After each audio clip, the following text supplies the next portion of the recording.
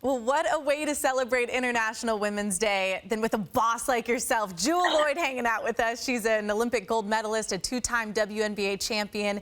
And Jewell, you're now a part of the Future of Basketball is Female campaign. Tell us more about that. And I see you repping the shirt too. That's awesome. You always have to represent. Yeah. It's an amazing opportunity to work with Phil. I've known him for a couple of years now. And the biggest thing that brought us together is realizing that we can give back to the next generation of women.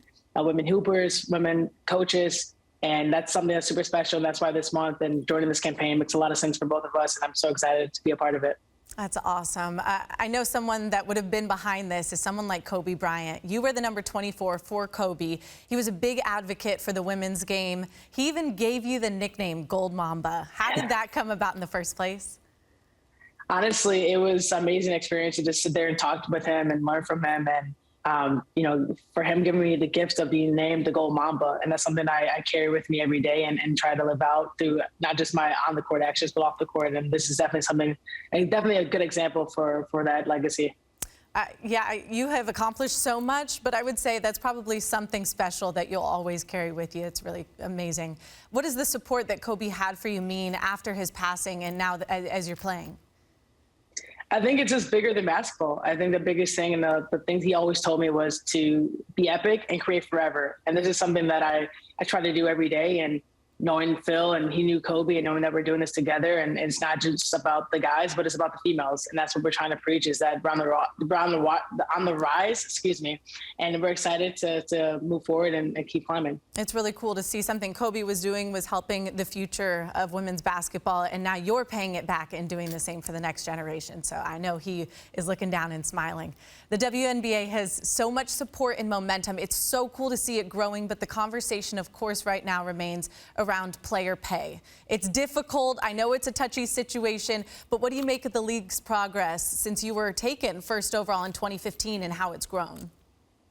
We're moving, and we're moving in the right direction, and it just takes process. It's a process, and y'all understand that. But the thing that's been growing the most is our game. The game is better, and people are coming into the league better prepared and ready to go. So that's the biggest thing that I've seen, is the game is growing, and we're getting more fans as the seasons move on.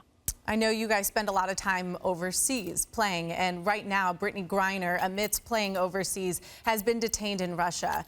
And I can imagine that the WNBA is really a big sisterhood. So how much are you and your sisters across the league just concerned about her and her safety right now?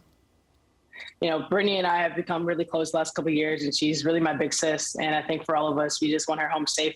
And we send a lot of love to her, and we've been praying constantly. I know my family has as well. So we're staying with her, and we want her back safe and sound. Amen. Absolutely. All of us. All right. Now this season, you, Sue Bird, and Breanna Stewart were all free agents, and you decided to rejoin the Seattle Storm and stay home. How excited are you for this upcoming season?